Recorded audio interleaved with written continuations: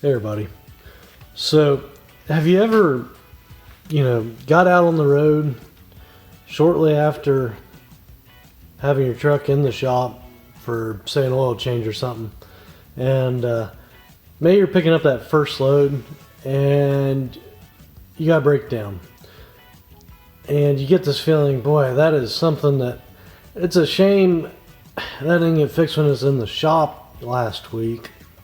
Now I'm gonna have to take another day off. It's gonna cost me a load. It's gonna cost me multiple loads. Maybe, who knows? This is inconvenient. It's cost me money. Efficiency demands that when my truck's in the shop, we get done everything that needs done.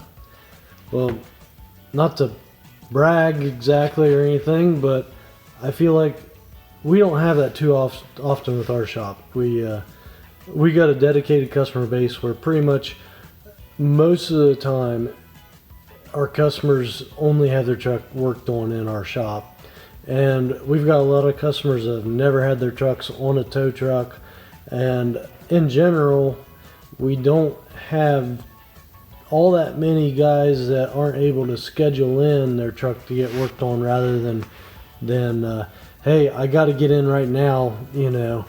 If it's something that could be preventative, I feel like we're really good at catching it.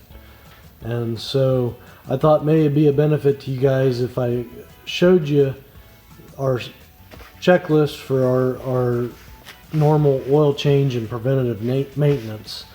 I think if this was something that you were to implement, whether you do your own oil change, or maybe you got your own shop full of customers, or you got your own fleet that you manage, or maybe you got a shop that you like, but you feel like maybe they could be more beneficial to you if they went through a certain checklist.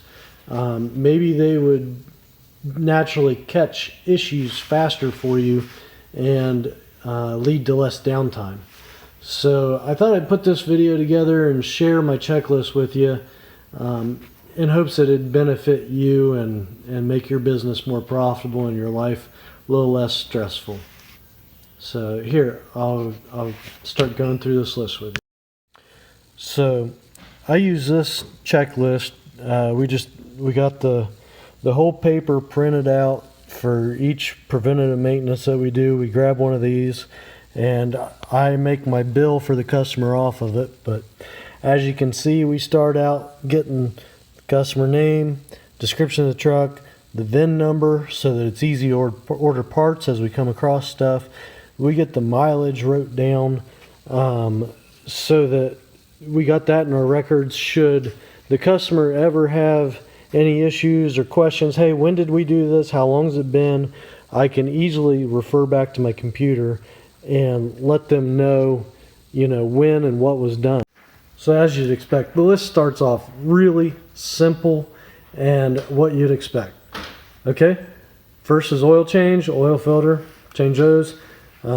Each time something's done, I expect to see a check mark next to that item on the sheet, or if a truck isn't equipped with an item, then just scratch that out. We don't have to worry about it. If we come across something unusual while changing it, I want a note written down on the paper explaining what we ran across and why time was spent on it, so I can justify the amount of labor I'm charging the customer for this preventative maintenance. So oil change, oil filter, fuel filters, water filter if it has it. That's something we don't necessarily change every single service interval unless the customer demands it. And I'll get to that. Air filter. Now that's something that some air filters are harder to check than others. Not all of them have minders on them. If they got a minder, great. We'll go by that possibly. Otherwise, if it's a Peterbilt or a Kenworth or something like that with dual external air filters, if they're doing an average normal job, we make sure we check them once a year.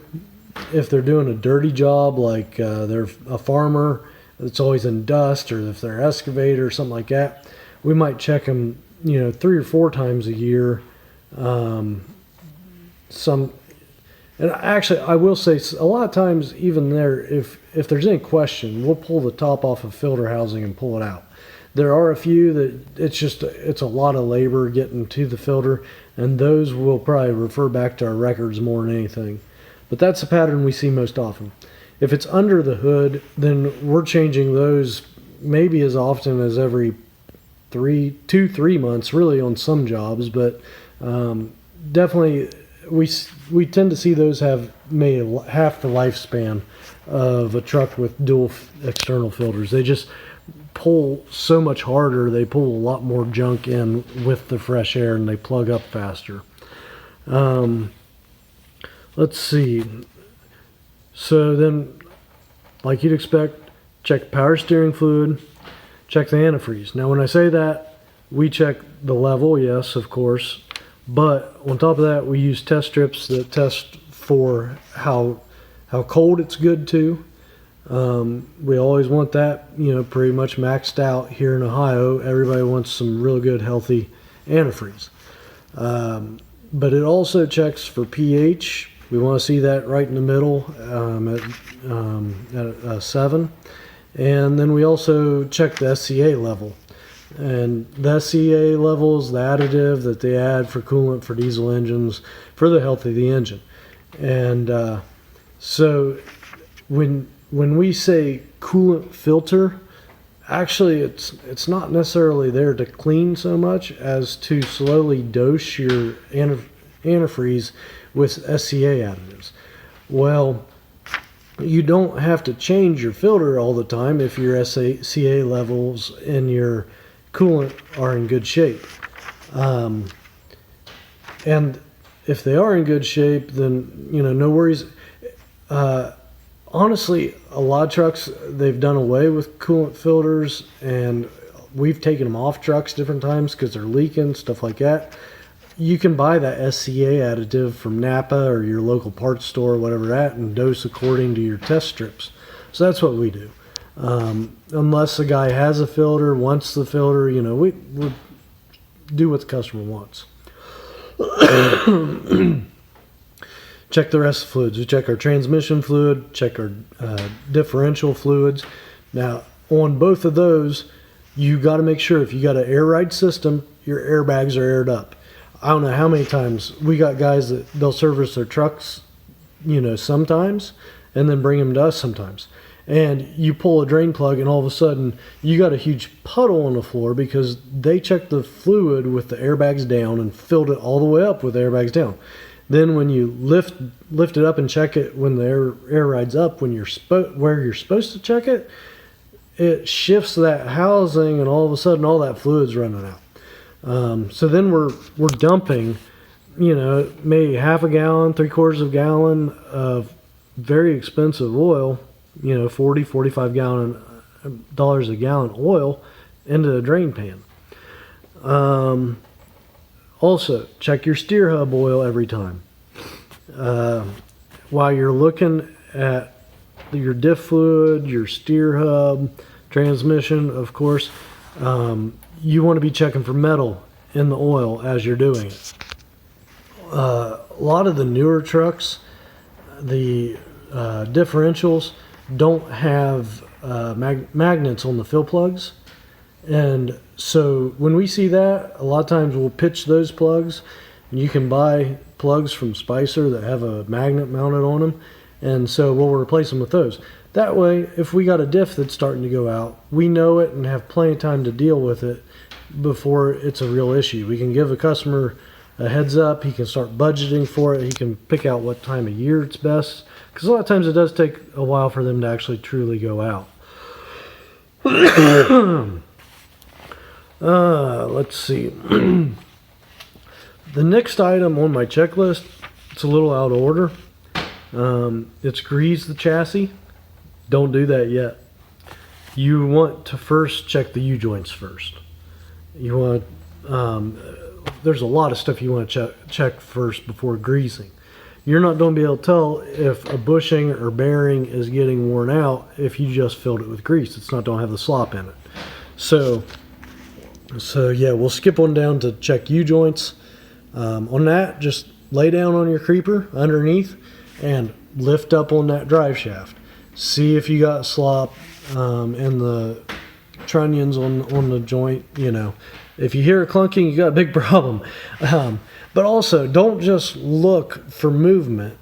You also got to be looking for spinning caps. If you got a half round U-joint and you got a cap that's spinning, you got a problem. Chances are you're going to have to replace that U-joint. You can try tightening the strap, but a lot of times they'll keep spinning.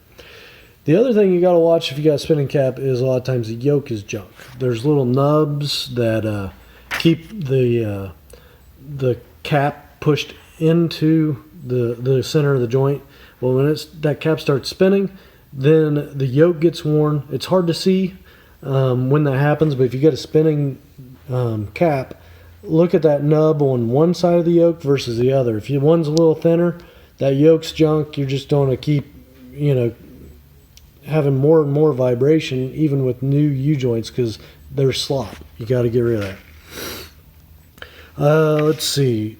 Next thing, while you're underneath there, and looking at U-joints, you also need to check your carrier bearing. Get underneath of it, lift up on it, watch that rubber. If you're strong enough to lift up the drive shaft, yeah, you can make it move a little. But if it's moving like a half inch and you can see the rubber giving a bunch, it's definitely time to change it. If it's just, slightly shifting in the rubber, well, then that's because it's doing what it's supposed to. That rubber is supposed to be a cushion for your drive shaft, and it's supposed to have a little give, but no slop. Again, going back to checking things before greasing it, you need to check your kingpins and wheel bearings. You jack the steer tire up, stick a tire iron in the rim, on the bottom side of the rim in one of the holes, and you just lift with that bar and push in on the top of the tire towards the engine just a little. And between your two hands, you want to rock that tire back and forth and see if there's any slop in that kingpin. That kingpin, if there's slop, it'll rock side to side.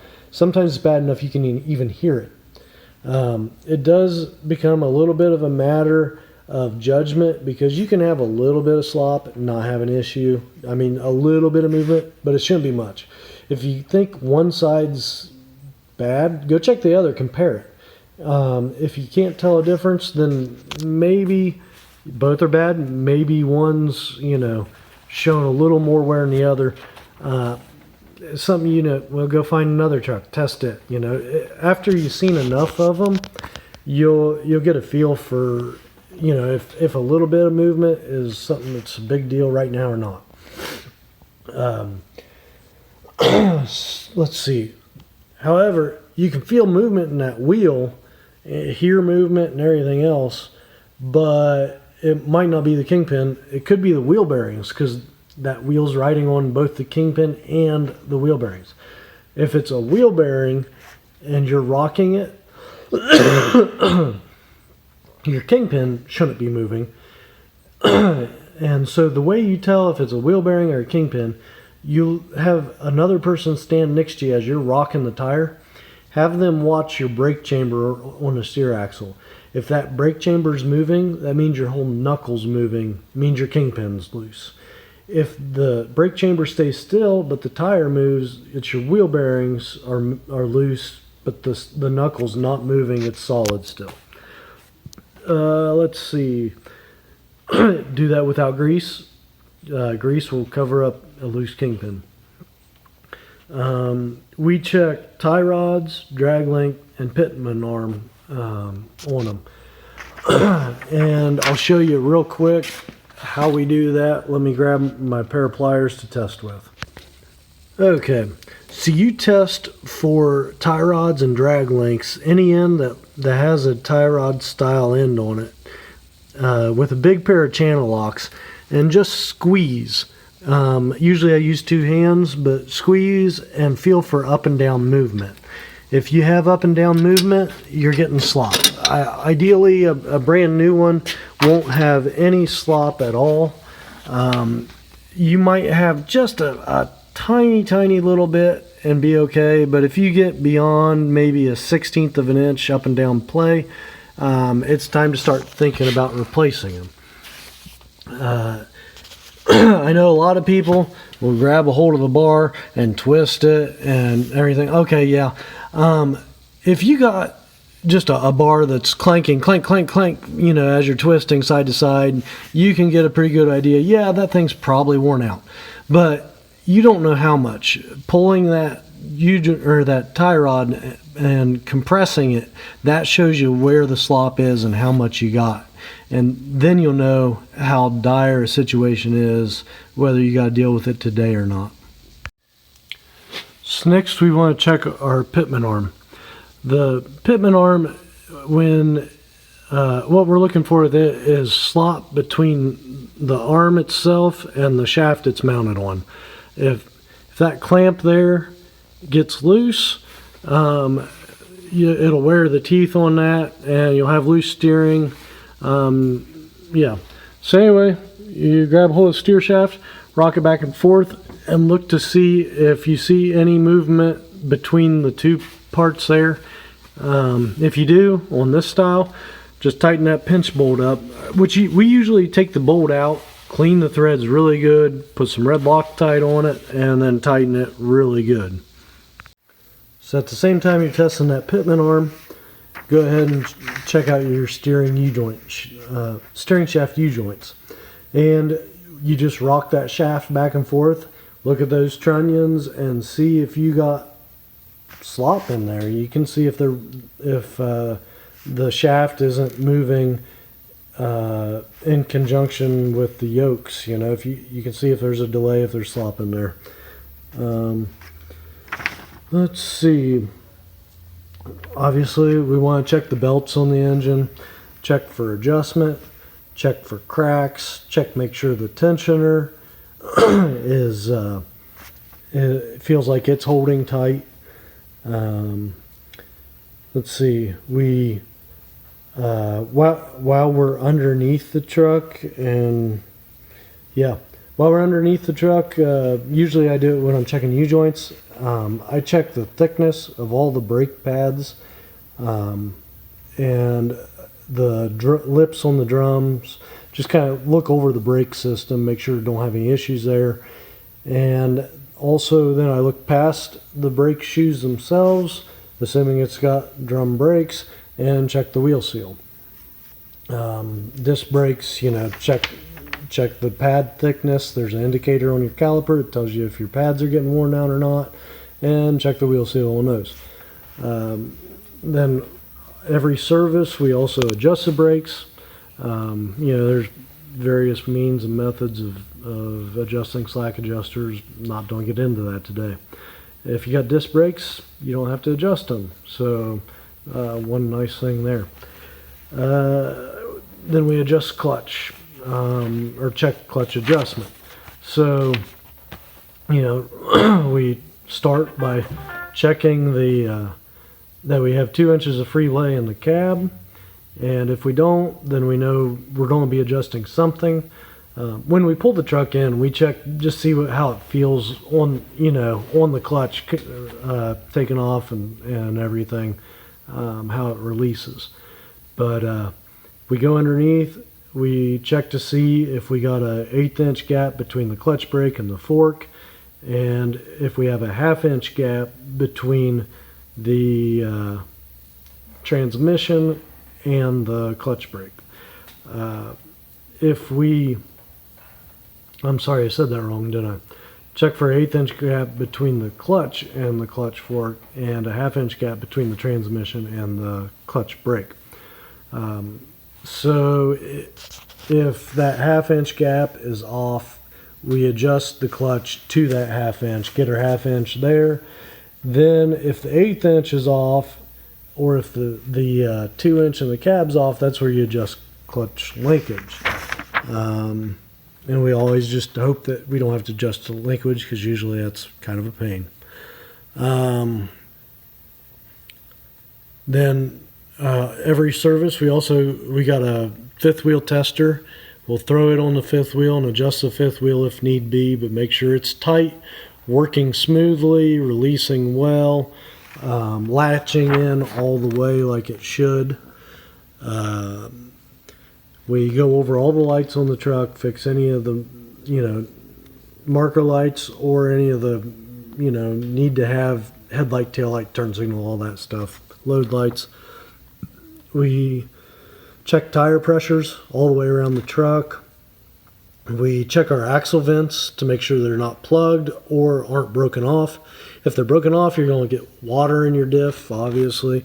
If they're plugged, then you start building pressure when you got heat in building up in there, and you blow out your pinion seals and your wheel seals. We don't like changing those, so we make sure that our vents are clear. Check the glide hand seals on our trailer hookups. That's a real irritation to me when I got to deal with a truck that doesn't want to seal up to a trailer. It's an irritation to me when I hear, some of my farmers coming in with the trailer, and you can hear their truck hissing from across the parking lot, and all it is a $1 glad hand seal that's torn up. Honestly, if your glad hand don't latch in good, replace them. They're like $3 or $4. Replace the whole glad hand if they're swelled up and not working well. Make your life better. So we'll do any of that if we see it. I don't have a problem billing a customer for something as cheap as that to make their life better. We'll check the fresh air filter in the cab and change that, or if we think we can just wash it, wash it out, blow it out, whatever. We grease the fifth wheel if it needs greased, if it's not a poly plate or something like that, or if they don't have a poly on the trailer, between the trailer and truck, we'll grease it. Final thing we do is we'll put an oil change sticker in the window. And our oil change stickers, they give us 4 pieces of information: the date that we did the service, and the mileage at which we did the service, and then it gives us the expected date for the next oil change, and the expected mileage for the next oil change. We don't necessarily fill out those last 2 fields on every one, because, like, say we got fire department here, fire engine, they don't put 10 or 12,000 miles on their truck every year, but they might want it serviced every year. So we'll put the next service interval at 1 year. But say we got, some guys, it's hard to predict their mileage, how long it's going to take, before they need an oil change. It might be 1 month, and then next time it's 3 months. So then we put the mileage, and we always set that at 10,000 miles, and they can go to 12 or 15, whatever they want. We'll do what they want, but that way, if like the original oil change mileage got rubbed off, smudged or something, they can't read it, well, they can do the math and figure out, according to our expected mileage, what the original or last change was. So that's what we do. In general, anytime we're under or around a truck, we're always just kind of looking over it anyways. Checking torque rods. I don't know if I skipped that on the list, but if that's not on the list, it should be. Check torque and radius rod bushings. You check, cross members and for broken frame bolts and cracks and cracks in the frame, different stuff like that. Motor mount bushings. I mean, we don't list out every single little thing like that, but the stuff that I listed out there for you, that's the stuff that I expect to be checked on every single service interval, and then at the same time we keep our eyes open. I hope that helped. I hope that gives you some stuff to think about when you're servicing your own truck or paying somebody to have them service yours. Downtime costs you way more if it's unexpected, if you got to be pulled off the road and you're losing loads or paying a tow truck to get you off the road, you know, that's a way cheaper repair to do alongside of a oil change. So if I miss something, let me know. But I think implementing that will help most guys. So talk to you later.